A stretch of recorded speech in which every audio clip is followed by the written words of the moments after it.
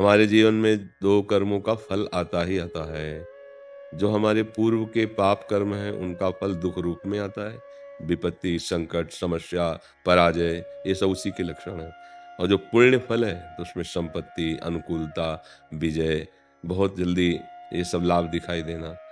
तो ये दोनों जो परिस्थितियाँ हमारे कर्म से हैं, इसमें किसी का भी सहयोग या आशीर्वाद नहीं है। अच्छे से समझ लो, शास्त्रीय सिद्धांत है। अवश्यमेव भोक्तव्यम कृतम कर्म शुभा अशुभम। शुभम तो पुण्य लाभ ये सब, अशुभ तो दुख विपत्ति संकट, वो आपके ही द्वारा किया हुआ कर्म है, किसी और का नहीं है। उसी से ये विधान बनाकर शरीर दिया गया है। अब हमें क्या करना है? ऐसा कर्म करना है जो पीछे के कर्म का विनाश कर दे और आगे हमसे कोई गलती ना हो, और जो पीछे भोग के रूप से दुख सुख में आना है, उसे सहने के लिए हमें सामर्थ्य मिल जाए, विवेक मिल जाए। वो है भगवान का आश्रय, वो है भगवान का भजन। अगर हम चाहें और वही हो जाए, तब तो हम सुखी हो जाएंगे ना। देखो, कौन चाहता है कि दुख मिले? कोई नहीं चाहता। लेकिन आता है ना दुख, भोगना पड़ता है ना। तो ऐसे आप सुख भी ना चाहो तो आएगा। अन मांगे आगे आवेगो, जीव पल लागे पल को। श्री स्वामी हरदास जी महाराज कह रहे हैं, हरि भज छाणी न मान नर्तन को, मति बंछे रे मति बंछे तिल तिल धन को। अन मांगे आगे आवे गो, जीव पल लागे पल को। कहे हरिदास मीच जीव आवे, तेव धन है आप उनको। धन के लिए, सुख के लिए हम सब प्रयासरत हैं, लेकिन दुख और अशांति, पराजय, ये हमारा पिंड नहीं छोड़ रहे, है ना? बिना चाहे हमें मिल रही। इसका मतलब हमारा कोई सिस्टम गलत है अभी। जिसमें सुख ही सुख है, वो सिस्टम हम स्वीकार नहीं कर पा रहे, और जो सुख दुख मिश्रित है, अभी हमसे वो चल रहा है। वो है ये कर्म। अगर मुक्त होना चाहते हो सुख दुख दोनों से, तो भगवान ने कर्म योग का वर्णन किया है, भक्ति योग का वर्णन किया है, ज्ञान योग का वर्णन किया है। बिना योग के आपको आनंद की अनुभूति नहीं होगी। अगर आप दुख से निपटना चाहते हैं, सदैव सुखी होना चाहते हैं, तो भगवान के वचन है, मच्चित्ता मदगत प्राणा बोधयंता परस्परम कथयन्ति च माम नित्यम तुष्यन्ति च रमन्ति च तेषाम सतत युक्तानाम भजताम प्रीतिपूर्वकम तो ददामि बुद्धि योगम तम येन माम उपयांति ते। तुम मेरे चित्त वाले बन जाओ। अभी हम जगत के चित्त वाले हैं, तो हमसे गलत काम हो जाते हैं, क्योंकि सामने जगत है ना। अगर भगवान सामने हो चित्त में, तो गलत काम हो ही नहीं सकता, क्योंकि गलत काम के पहले चिंतन होता है उसका, और चित्त में भगवान बसे हैं, तो गलत चिंतन हो ही नहीं पाएगा। तो हमारा चिंतन भगवान का बने, जैसे नाम का जप करना, भगवान की लीला कथा सत्संग जो सुना, इसका चिंतन करना, बार बार ये चित्त में आना कि भगवान के सिवा कोई अपना नहीं है। मदगत प्राणा, फिर भगवान कह रहे हैं, जैसे हमारे ये श्वास, इससे प्राण पोषित हो रहे हैं, अन्न जल, इससे प्राण पोषित होते हैं। पर अगर सुख चाहते हो, तो एक भी श्वास बिना भगवान के नाम के खाली ना जाए।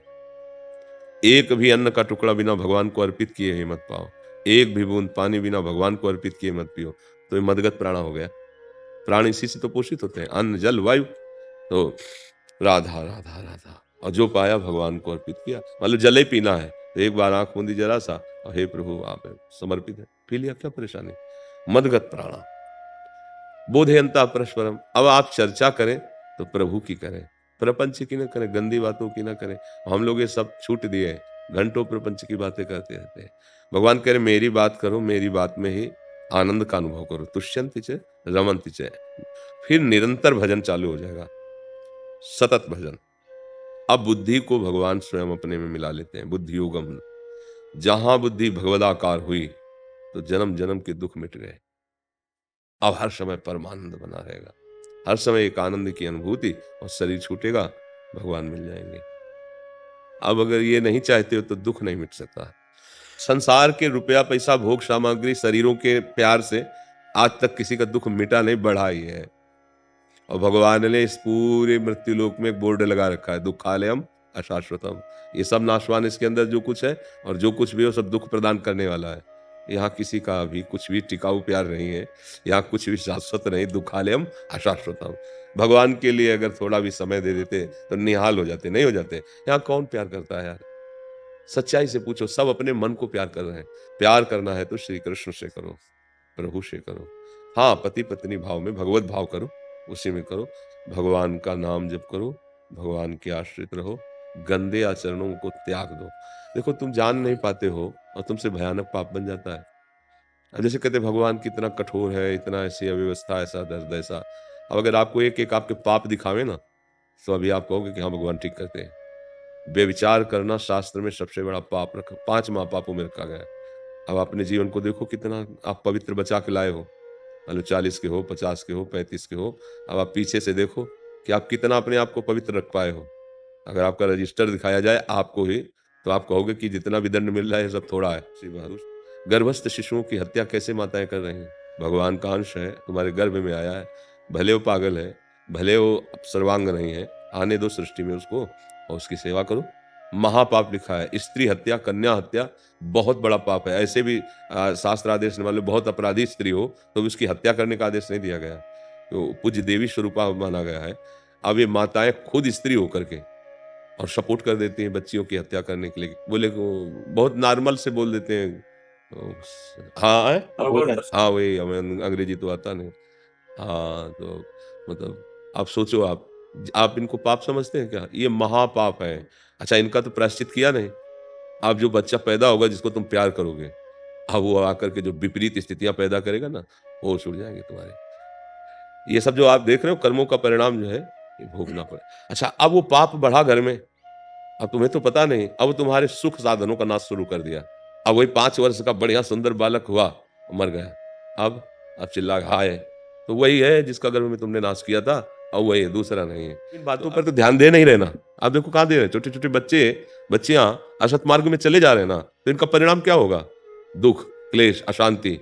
आचरण सुधारो, अच्छे आचरणों से चलो, पवित्र आचरणों स्वाभाविक गर्भपात हो जाए बात अलग है। आपको हत्या करने का अधिकार नहीं। हमारा भारतीय कानून अधिकार नहीं देता, फिर राजकीय जो वैदिक कानून है उसको तो कैसे? तो अब उनका दंड तो मिलेगा ना। अब तुम कैसी माँ हो?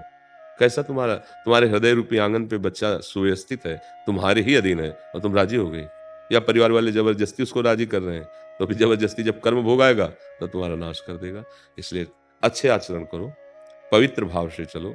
कोई भी संतान चाहे बच्ची हो या बच्चा हो, देख लो हमारे देश के राष्ट्रपति है ना? बच्ची ही तो है, किसी की बच्ची ही है। आज वो स्त्री रूप राष्ट्रपति है, भारत की राष्ट्रपति है? तो आप देखो सैनिकों में, भारत की सेना में हमारी बच्चियाँ हैं। कौन-सा ऐसा डिपार्टमेंट है जिनमें हमारी बच्चियाँ ना हो? तो आप ऐसा निकृष्ट भाव रख लेंगे तो बच्ची है। अच्छा अगर आप बच्ची की निरादर करेंगे तो बच्चा पैदा कहाँ से हो जाएगा? अगर लड़कियाँ ही नहीं होंगी तो आपका गृहस्थ धर्म कैसे चलेगा? फिर आप कैसे पैदा होंगे? पुरुष आकाश से पैदा होते हैं क्या? बहुत जीवन अमूल्य है और बहुत सी गलतियाँ अपने लोग ऐसे कर रहे हैं जिसको हम मानते नहीं कि गलती हो रही है, जिसको मानते नहीं कि पापाचरण हो रहा है। फिर उनका जब भयानक दंड आता है तब वो भगवान को कोसते हैं।